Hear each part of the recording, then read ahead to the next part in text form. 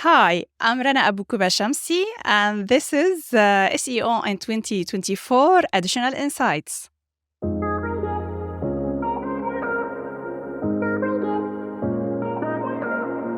Rana, what's your additional insight for SEO in 2024? I will be talking about video SEO because, it's a hot topic in 2024. Okay, video SEO. Now, are we talking about video that appears on the SERP and optimizing video to appear on the SERP, or are we talking about optimizing video on other platforms? That's exactly what I'm talking about because we are talking about SEO. So what I'm talking about is really to optimizing videos on the SERP, meaning that, videos can appear in the main page, but they can appear also in the video page, in the image page, and in the discover page. So we will be talking about optimizing videos to appear in these pages on Google and other search engines. And is YouTube still the big beast here? Is YouTube still the big opportunity here? Or are there other platforms that we can publish video on in order to appear on the SERP? Actually, YouTube now is still one of the most used video platform in the world. Like I have statistics, we are still on 27% of videos viewed on YouTube towards 24 on TikTok. So videos on YouTube are still one of the most viewed resources of video on the internet in 2024. Maybe we are talking about Instagram and Facebook. It's in the third and fourth place. I'm sorry. Right. Okay, but that's obviously the platforms themselves. In order to appear on the SERP, are you saying that YouTube is the opportunity to focus on, or are there other opportunities to publish video elsewhere to still give you an opportunity to appear on the SERP? That's a nice question. Finally, when search engines come and try to index something related to a video or something else, they will look to the web page in which we have the video. So let's imagine that we have published something on YouTube, which is a great video. Then we will go to our website and create a page that will include this video as well as the description or things that we will add to this web page. So this web page will hold the video, and this is the web page that Google will index and will show. That's what we are talking about today, and we will show in the SERPs if it is correctly done, if I can use that term. So what we are talking is really the video and the associated web page in our website that holds the video. So it can come from YouTube or other providers. Okay, other providers as well. Okay, so just to harp on this point for one more moment, if you have a web page and you have an embedded video from YouTube and you decide, actually, I want to have an embedded video from Vimeo instead, do you have just as much an opportunity to rank that video on the SERP if you have a video from Vimeo instead of YouTube? Yeah, you can. If you should follow some technical aspects related to the web page and how it is structured. It's based about, for example, providing a clear URL to the video. So it's not where the video is hosted, YouTube or Vimeo. It's much more about what you will create about that. Is the web page created correctly? Are you using the parameters that Google provides to us correctly? To see the video, either it's on Vimeo or on YouTube, you should click a button or do something. This is not an accessible video for YouTube, for Google, so it will not be indexed correctly. If you, for example, you can use also the structured data, using the schema.org and telling that you have a video in this page, and you can add much more information about that, like the title, the description, the duration of the video. You can even add links to the content of the video, like the thumbnails and the video itself, like the link to YouTube or the link to Vimeo. As well as you can add much more elements, like is it a live video? What are the key moments in the video? So that all of this information, the search engine will analyze and will put your video in the head of the SERP. So you're saying that using the embed code from YouTube isn't enough. You have to augment that with other data. Yeah, you should work on your web page to tell Google that this web page contains a video. I will give you a simple example. If the thumbnail is not accessible, for example, there's an error in adding no index somewhere, Google will not know that there is a video, and it might you will risk to have your page displayed as a text page. So take care of all the details and all the parameters that Google is providing to us so that you can enhance your web page in your website to tell that it contains a video. So what types of videos do Google want to incorporate on the SERP? That depends. That's a good question. I thought we will talk about that later. We do usually, as a search engine, all of us begin by doing a keyword research. Now, this keyword research, which we aim to enhance the website overall, in the video keyword research is a little bit different. So it's not the same. So you shouldn't use exactly the same tools that you use for the SEO in general for your video. So there are some terms that are defined by Google that these keywords are related to videos. So you're adding a video respecting these keywords, you will be pushed over the SERP and you will be one of the results of the video results on the SERP related to that. So what what keyword research tool do we need to use for a video? The most simple one, it's the YouTube Suggest. Yeah, it's like a Google Suggest in which we will write, for example, digital marketing 2024. And we will see what's the autocomplete that YouTube will do. It's the simplest way to begin, as we do on Google search traditionally. But there are many advanced tools. I use vidAQ. It's a free extension that we add to our Chrome. But there are many other tools specialized in giving us a correct keyword research related to our videos so that we can give our video a post before even creating the video by choosing the right keywords. Like, for example, there is TubeBuddy, but there are too many other tools that are effective in this domain. And you will be surprised by some results. For example, you will find a keyword that on SEMrush or in Majestic, it will take 50,000 search, and you will find it on YouTube only 50 search, not more than that. You can be surprised by results. Okay, so that's a great tip. So don't use conventional keyword tools.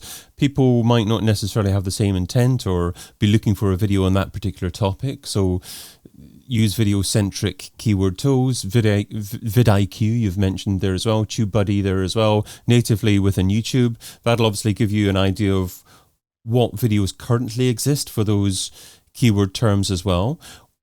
So you've alluded to the fact that videos are perhaps a different search query in relation to maybe more conventional search queries for regular SERP results. So is there a particular type of intent that a video is looking to serve that's different to a conventional web page? You are asking if there is an intention related to these keywords while searching for videos? That's the question? So I mean, what are people essentially looking for when they're clicking on a video result? Are they looking for more information? Is there ever a transactional intent when it comes to video, for instance? Yeah, because marketers have been talking a lot recently about how videos can really create a sale. You can really turn a lead to a buyer of your so it's really a transactional opportunity about the videos, and marketers are more and more tending to ask businesses to create videos to promote their items. So you will find more likely a product with a video next to it, not only photos. They are asking businesses to create more and more videos to express their word and their brand and to create their brand. Because it has been shown that, yes, thanks to a video, people are more apt to buy, not only to watch the video. Kind of words that you can, let me say, about the keyword research, you will find more transactional keywords in the domain of video more than you can find maybe on Google. For example, on Google, you might find we are investigating, we are looking for information. In YouTube, we are doing this, but more than that, we are buying things like compare to beauty products or things like that will lead usually to buying something at last. Okay, so are you saying that video is for further down the customer journey, more towards the transactional side of things, so it's not quite as necessary towards the discovery phase? But it's not exactly like that, because usually, we take information, and but let me say, a video can create much more trust, even especially now in our days, where thanks to ChatGPT, everyone is putting a blog about everything. So creating video and marking your brand by offering information, something funny, but appearing all the time to the client. So at the last, when he's about to do something transactional, he will get into your videos and he will end by buying stuff from your brand. So what types of videos tend to be more successful at appearing in the SERP? Is it shorter videos? Is there a certain style of video, a certain type of content within the video that is successful? That depends the keyword and the domain where you are based on, and what's there also in that domain, what other videos there are. For example, if you are looking for something, learn digital marketing, you are totally on other domain of videos than if you are looking for something funny, you are late in the evening and you want to spend some free time. And you are looking, for example, funny cats or something like that. It depends. It's like traditional SEO in a sense of it's about what are other people providing in that sense. But to be honest, what is pushed now, I will answer the question differently by saying what will the algorithm push in the free time if you are looking for nothing, like in the shorts of YouTube or things like that, if that's the question. It's the podcasting style of videos, like here. So you will find too many of short videos of 1 to 3 minutes about people talking about something. So that's the type of, let me say, the trend of videos in 2024. Why does it always come back to funny cats? Now, you mentioned you mentioned ChatGPT there as well. How is AI impacting video optimization?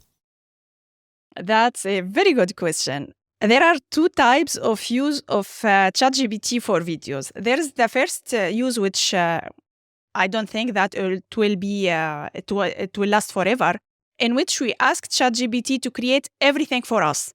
And then we take another tool and it will read the text and we will have some videos here and there and create a video which is not really attractive. So this is the first use, which is, I find it so many common nowadays.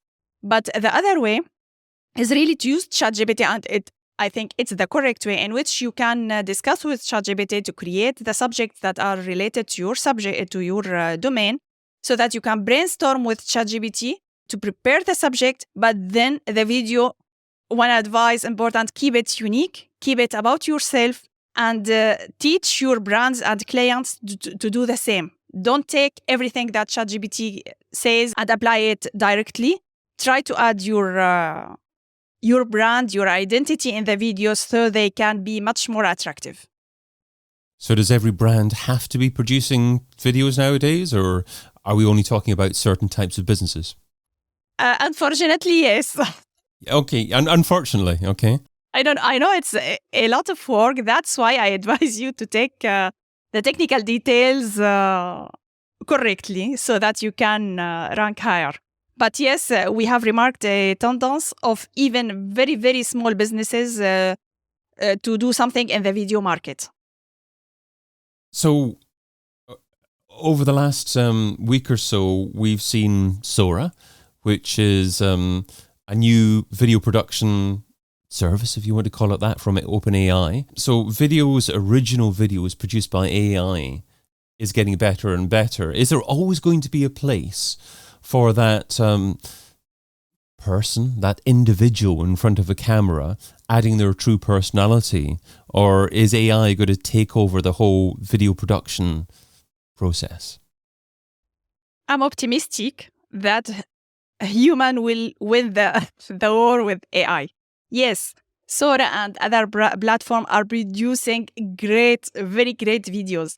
But at least, there will be a period in which we will be, wow, that's great. But at the end of the day, it's the human who will win.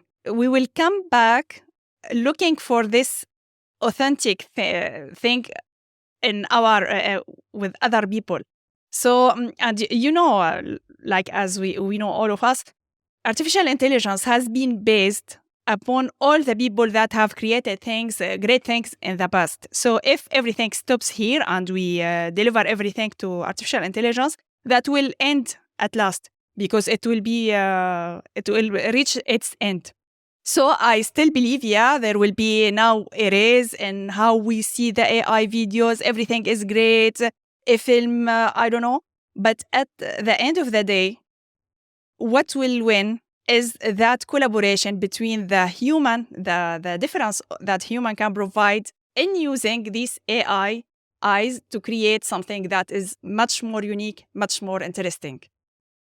So you've shared what SEO should be doing in 2024. Now let's talk about what SEOs shouldn't be doing. So what's something that's seductive in terms of time, but ultimately counterproductive? What's something that SEOs shouldn't be doing in 2024? That's a nice question. If we relate to what we have been talking about the video, let me say you have a client, you are working with him to enhance his video production and video pages, as we have discussed before. Take care of the technical details, please. Take care of that, because if you don't do that, maybe they have created a great video that will not be pushed correctly and take its place, and Google will not understand everything if, for example, they cannot access the audio and visual URLs of your video. So take care of the technical details when adding the video to the client's website, so that they will have great results based on that. It's better than telling your customer to produce more videos and then falling in the same trap. So it's really taking care of the technical aspect of video SEO. Rana Abu Quba Chamsi, PhD, is consultant and formatrice in digital marketing at Expando Digital, and you can find her over at expando.digital. Rana, thanks so much for adding your additional insight to SEO in 2024. Thank you so much for this invitation. It has been a pleasure for me. Thank you so much. I've been your host, David Bain. You've been listening to an episode of SEO in 2024 Additional Insights, a Majestic series that complements the original SEO in 2024 podcast, video series, and book. Find out more at SEOin2024.com.